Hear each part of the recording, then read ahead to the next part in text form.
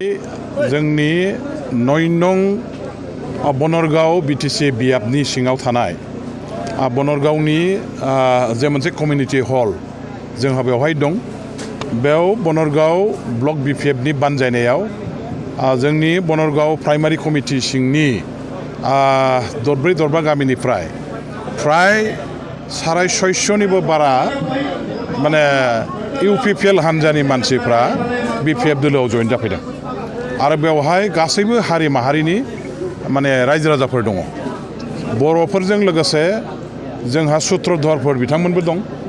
आरो लोगोसे दुरामारि हेकाइपारा जावलियापारा गामिफोरनि गासैबो जोंनि मुसलमान बिदा फंबायफोर जायफोरनाखि इउपिपिएल दलाव दंमोन बिथांमोनहा दिनैहाय बेयाव गासैबो दोलो बोलो फैनानै बिपिएफ हान्जायाव जइन जाफैदों। 650 जन मोनसे प्राइमारिनिफ्राय बिपिएफ हान्जायाव इउपिपिएल दलखौ गारना फैनानै जइन जाफैनाया राजनितिनि मोनसे बिराद गिदिर माने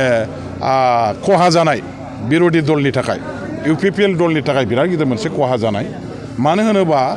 दिनै नोंथांमोनहा मिथिगौ जे 650 जन फेमिलियाव मिनिमाम 3 भटआ दङ आरो 3 भटखौ हिसाब खालामनानै नायोबा माइनरिटिफोरनि न'खरावथ' 7सिम थायो। दा बेखौ जों एभारेज हिसाबै 3सिम हमनानै लायोबाबो 650टा फेमिलियाव बिराद बुरजा भटआ दिनै इउपिपिएलनिफ्राय गुगाबाय आरो बिथांमोनहा थांनाय नैबे माने मा होनो थांनाय बै बिटिसि इलेक्सन जे जादोंमोन सेप्तेम्बर दानाव बिसिमहालागै इउपिपिएल दलजोंनो जरदार भाबै बिथांमोनहा खामानि मावबोनाय। दा दिनै जों 650 जन जगदान होखांनायनि उनाव बिथांमोननि बुंनाय बाथ्राखौ जों जेखौ खोनादों दा दुरामारि हेकाइपारायाव जावलियापारायाव मुसलमान सम्प्रदायनि गेजेराव इउपिपिएल दलनि भेटिया गैला। इउपिपिएल दला शून्य जाबाय। थिग बेबायदिनो सुत्रधरपारा जे दङ हेकाइपारायाव बिथांमोनहाबो सेप्तेम्बर दानसिमहालागै इउपिपिएल दलजों दंफायोमोन। इउपिपिएल दलनो भटखौ होदों खिन्थु आथिखालाव बिथांमोनहा गासैबो गामियैनो इउपिपिएल दलखौ नागारनानै बिपिएफआव फैदों आरो फैयै फैयै नायनो जोंनि बे बनरगाव प्राइमारिनि सिङाव थानाय जोंहा बनरगाव खाग्राबारि बे दरनै बर' गामि जे दङ बे दरनै बर' गामियावबो जेखिनि इउपिपिएल दङमोन बिथांमोनहा गासैबो फैजोब्बाय। हयथ' खाग्राबारियाव 6-7 न'खर थाबावनो हागौ, बनरगावआव बिदिनो हयथ' 5 न'खर 6 न'खर थानो हागौ। बिसोरबो लासैनो फैगोन आरो बिसोरखौ लाबोनायनिबो जोंहा मोनसे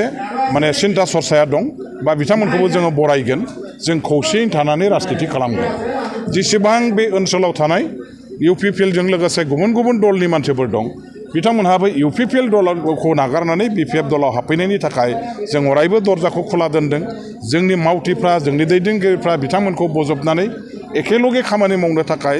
जाथियाव जोंनि राजनितिखौ खौसेथियाव लाबोनो थाखाय जों नारा-नाथा नाजागासिनो दङ। आथिखालाव बिटिसिआव हाग्रामा महिलारि बिथांनि दैदेननायाव जे मोनसे शक्तिशाली दा बिटिसि गभर्नमेन्ट दङ आरो बे बिटिसि गभर्नमेन्टआनो जोंनि बिटिसि ओनसोलनि मोनफ्रोमबो जाथि जनगोष्ठीनि जौगाखांनायजों लोगोसे बिथांमोननि जे अभाब अभियोग दाबि दावा अधिकारफोरखौ सुफुंनायनि थाखाय माखासे पदक्षेप लानानै खामानि मावगासिनो दङ आरो बे सरकारनिफ्रायनो जोंनि जनसाधारणा गासैबो सुबिदाखौ गासैबो अधिकार मर्यादा प्राप्यखौ बिथांमोनहा मोननो हागोन। बे बाथ्राखौ दिनै स्पष्ट मोनफ्रोमबो हारि माहारिनि रायजो राजाफ्रा बुजिनो हाबाय आरो बिनि थाखायनो दिनै बर'आनो होन मुस्लिमानो होन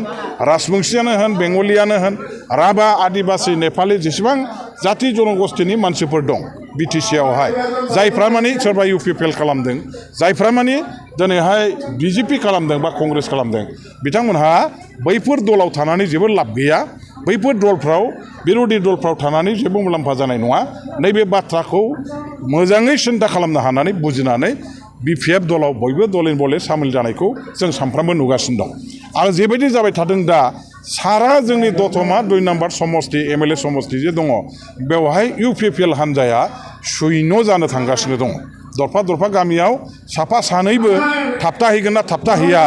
दिनै मोनसे साननो गोनां जादों, सन्देह जानो गोनां जादों आरो बे मोनसे जोंनि बिपिएफ दलनि बेसेबांबा गिदिर मोनसे देरहासारनाय बिसायख'थिनि सिगांनो जों देरहासारनायखौ दिनैहाय रोखा रोखा नुनो मोनदों आरो बिसायख'थिनि सिगांनो दिनै इउपिपिएल बा गुबुन गुबुन हान्जाफोरखौ जोङो धंस जानायखौ जोंनि मेगनाव जों सानफ्रामबो नुगासिनो दङ। दा बेखायनो आं खावलायगोन जे जेसेबांनाखि BPFनि बादै गुबुन गुबुन दलाव दङ 2 नम्बर दतमा MLA समस्तिनि सिङाव बिथांमोनहा नैबे सम थासेयावनो जाहाथे बयबो ओंखारबोनानै जोंजों ज' खामानि मावफैयो आं बेनि थाखाय खावलायहरबाय जों बयबो एखे बिदा फंबाय बिब' बिनानाव जों बयखौबो समानै अननानै बजबनानै लोगोसेयै ज' खामानि मावलांगोन आवगायलांगोन जों रावखौबो माने इनाय खालामनाय नङा जों रावखौबो अयनाय माने मा होनो लाजि फोनांनाय नङा अपमान खालामनाय नङा बयखौबो जों समान बेसेन होनानै बयखौबो जोङो समान मर्यादा होनानै बयखौबो जोङो आंगो गावनि बिदा फंबाय साननानै लानानैनो जों राजनितियाव BPF हान्जाया खामानि मावलांगोन आं बेनि थाखाय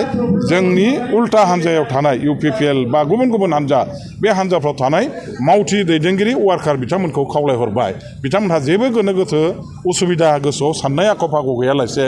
जों फै आं जोथोन लागोन आं बिसेस करि बेवहाय बे समस्तिनि सासे बिजाथि महरै बा उनावबो आङो BPF हान्जानि सासे